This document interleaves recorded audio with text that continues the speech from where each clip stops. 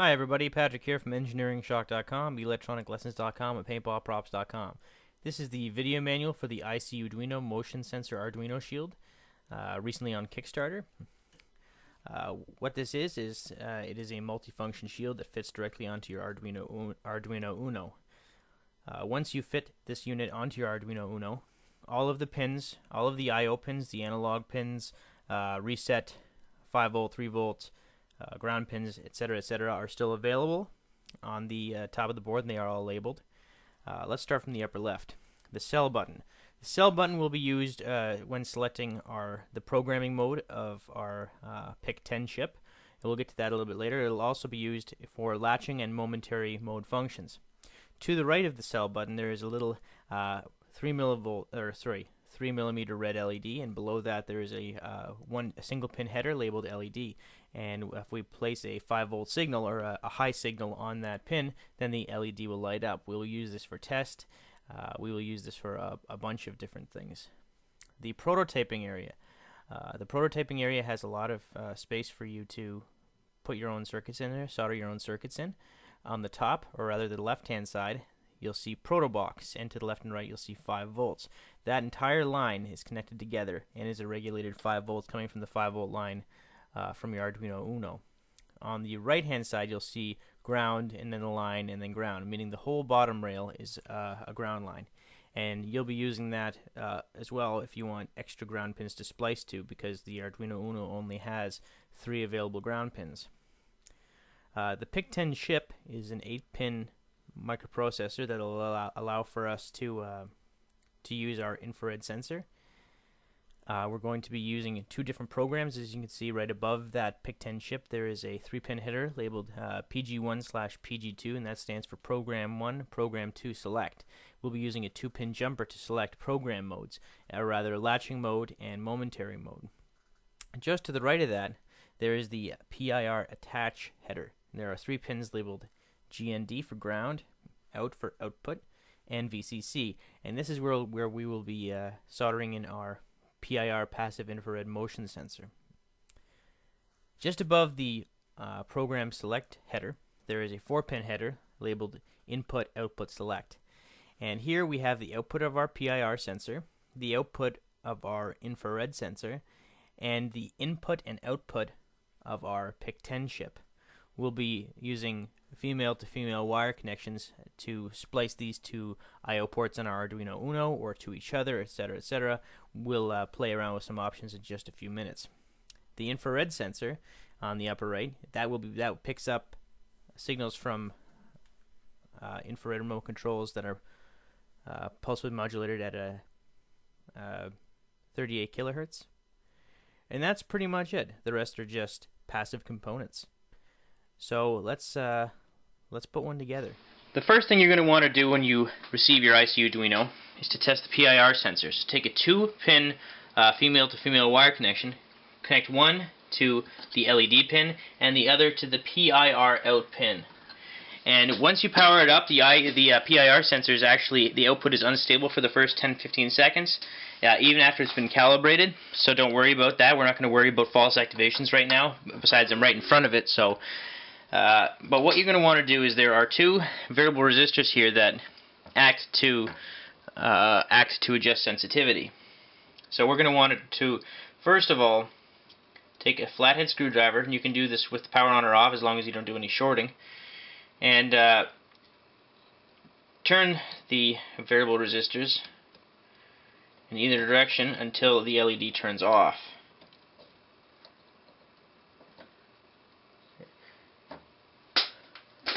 So this does take some time. I've managed to this is good. I'm going to stand back. I'm going to stay very still, and I'm going to move again, and it picks me up. So this is actually a very quick calibration it took me. You might have to mess around with it to get the level of sensitivity down, but what I typically do as a starting point is after I plug it in, I turn the variable resistors left until the LED turns off. It takes some tinkering, but that's really all it takes. So I'm moving around right now, it keeps detecting me, but if I stand back and I move again, there we go. The infrared sensor is located right here, and the direct output is on the 4-pin header labeled IR_out. So that is the direct output of the infrared sensor. So you can splice that output by using a female-to-female wire connection directly to IR out and place it on any of your I/O pins on the Arduino Uno, or you can use the programmed PIC-10 chip. So by default, we've powered it up, and we are in program 1. We've got a 2-pin jumper shorting the right pins from this perspective, shorting the PG1 pins. So let me take the IR out, the infrared output, and what we'll do is we'll connect the other side to the input pin. It's labeled input. So we're taking the output of the infrared sensor and connecting it to the input of the programmed chip. Now, let's take the output of the chip, the programmed output of the chip, and place it on the LED. So again, we're feeding infrared signal into the chip, and we're processing it, and the output of the chip is being fed to the LED. So now what happens is if we take an infrared remote control, say this one for instance, and I press the button, and I let go, as long as I hold down the button, the output stays high, and when I let go, it goes low. This is momentary mode. As well, what we can do is, right now the button does nothing, but we can use the button in momentary mode as well. But we'll get to that in just a second.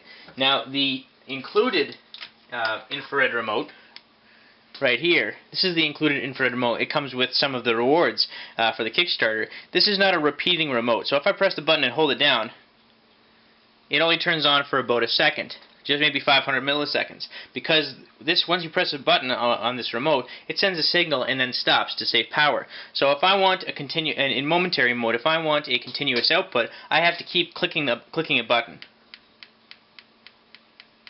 When I stop clicking the button, the output turns off.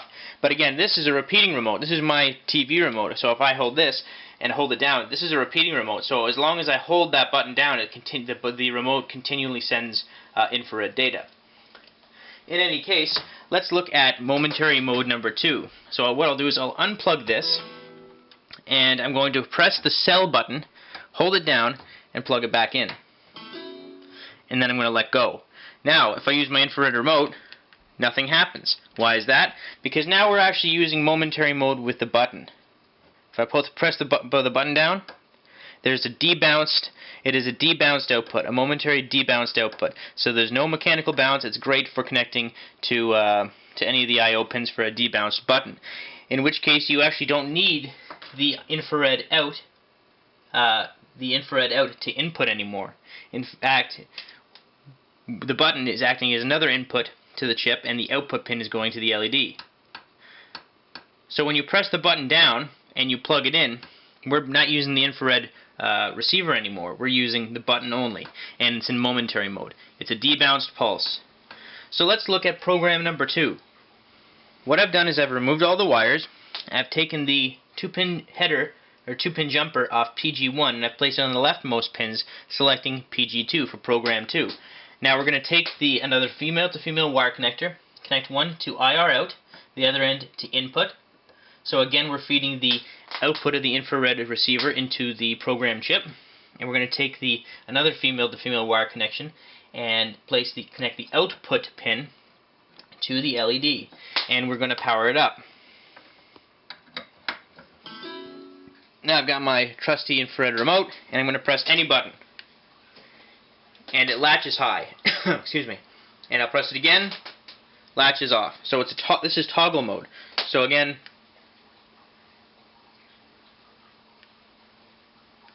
on, off, on, off.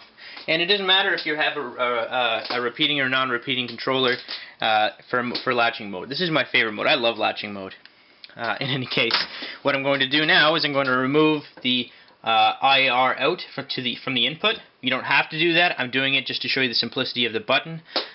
We're going to use program 2 button latching. So I'm going to power it off. We've still got the output of the program PIC-10 connected to the LED. I'm going to hold down the cell button, power back up, let go, and now we've got a latching button. So the output of the chip can be connected to any of your I/O ports on the Arduino Uno, and you've got a latching button. So on, off. You can hold it if you want. On, off. Doesn't matter. A quick click, on, off. That's latching mode, and that concludes the function of the programmed PIC-10. Now, let's talk a little bit about the prototyping area. I should apologize for the lack of light, folks. All of this will be covered in the written manual as well. This is just to give you a visual heads up. Now, the prototyping area has a lot of area in between that you can implement your own circuits if you want to add something to it. The upper rail, or the rightmost rail from this perspective, is labeled 5 volts, so every pin on the upper rail is connected to the regulated 5 volts of the Arduino Uno. And the bottom, or rather the leftmost rail here, is labeled ground, and that is connected to the 3 ground pins on the Arduino Uno. Now, what I like to do, and this isn't included with the ICU-Duino, but it's an option you have, is to take some pin headers. Now, these are extremely inexpensive, and what you can do is, if you want, just to have some extra female-to-female connections to ground or to 5 volts, is literally pop that in there, solder it down, and then you'll be able to take female-to-female wire connections and connect them wherever you need to. Say you need to connect a peripheral. For some of the projects that we'll be talking about, actually, if you've been following my channel or you've been following my Kickstarter campaign, you'll have seen some of the projects that I've done, projects that will be included in the written manual. And I actually, in some cases, need some extra ground pins. So what I've done to my ICU-Duino, my personal ICU-Duino, is I've soldered some extra headers to the 5 volt and to the ground line so that I can splice to them. Lastly, connect your ICU-Duino to your Arduino Uno. Perhaps I should have done this first. It doesn't really matter. But what I like to do, hopefully you can see this, is line up the top pins into the holes on the top. And then simply the bottom pin should line up with the female connectors, and they should just pop into place like butter. Very, very simple, nice and compact, aesthetically pleasing to the eye. At least I think so. And there you have it. That's the ICU-Duino. It's very simple, it's to the point, and it allows for you to create some great projects. If you're interested, I've linked some of those projects below. Of course, your imagination is the limit, not mine. Thanks for watching, everyone.